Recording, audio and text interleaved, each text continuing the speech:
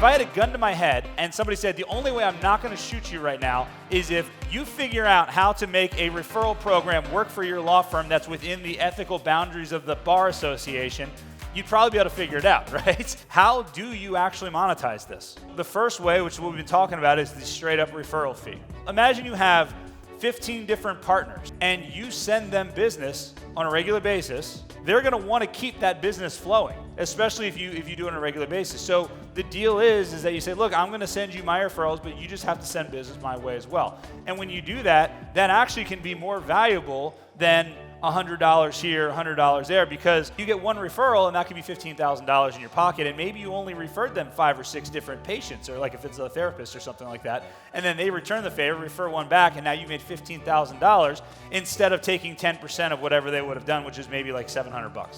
The second way is trading leads, because leads are very, very valuable. The third way, you start more businesses and you form joint ventures with people. And actually, I know a chiropractor that did this. He was referring so much business to this massage therapist that he said, wait a second, I don't want to just keep getting these kickbacks. I want to start a new business, an actual new entity that is half owned by you and half owned by me.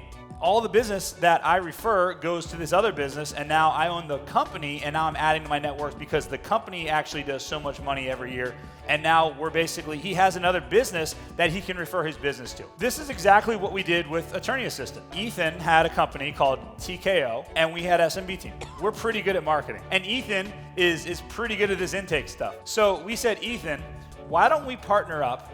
And instead of us just sending you business and getting a referral fee, what we want to do is we want to create a new entity. And in this entity, it's going to be 50% owned by SMB team, 50% owned by TKO. So it's a joint venture, new entity, new LLC, bank accounts, operating agreements, all that type of stuff, right? And we own 50% and he owns 50%.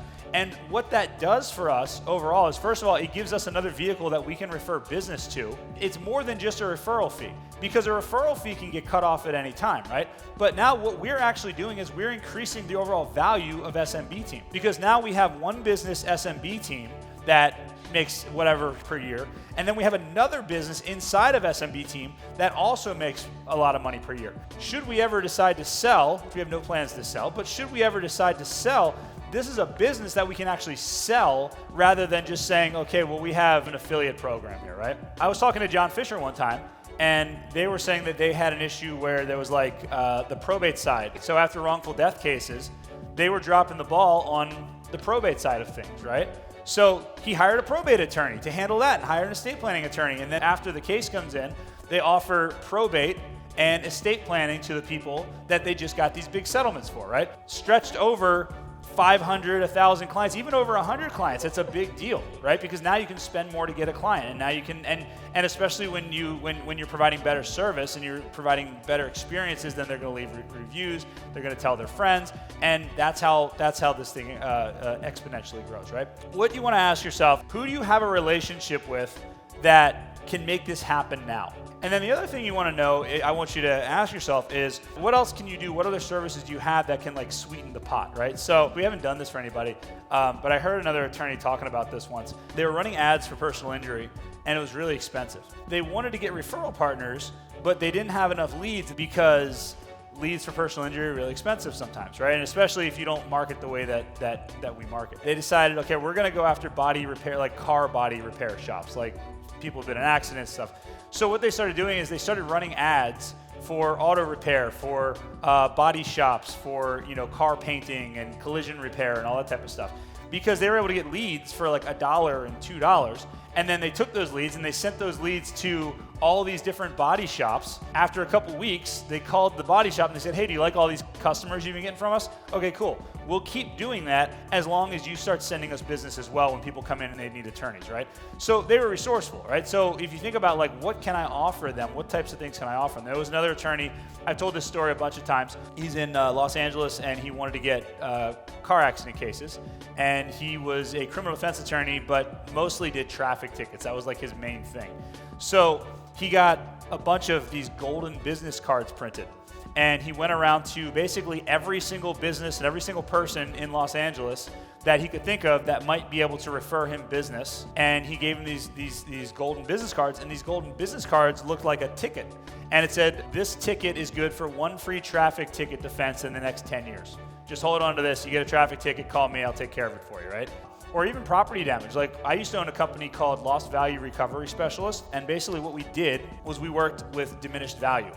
All we did was help people recover their diminished value. One of my partner in the business was a former adjuster at Geico, and he knew that nobody claimed this diminished value. So a lot of times insurance companies just paid and didn't have a problem, and we took a percentage of it. But every once in a while, there'd be companies like USAA and things like that that would give us a hard time. So we worked with a personal injury attorney, and we said, hey, listen, if you write letters for us to these companies as kind of like a little bit of like muscle behind us, when we have problems, we'll give you all of our car accident leads. So every lead where there's an injury, we'll give it to you. And he got a ton of cases out of that, and all he had to do was just write a letter. And he probably didn't even write the letter. He probably had his assistant write the letter or something like that. So who do you already have relationships with that can already execute on these ideas that you guys have? Even if you don't have enough leads right now, like what other services and things do you have that you can offer them? And I want to emphasize creativity. There are certain ethical reasons why you may not be able to trade a referral for money from somebody that's not a lawyer, right? But that doesn't mean you can't trade value for value. For DUI insurance, for example, you refer somebody to like an insurance company, and they can't give you a kickback for that, right? Can they give you a lead though? Can they give you a referral? Is there value in that? So if you do that and you look at that, that's where this value comes from. I always say this, you guys got to stop thinking like lawyers. I understand you have to protect yourself, but you have to stop thinking like lawyers. You have to start thinking like business people and use creative solutions to problems. If there's a hurdle where, okay, I can't actually exchange this lead for money, that's fine. But I can exchange this lead for something that will eventually turn into money when it comes back to me.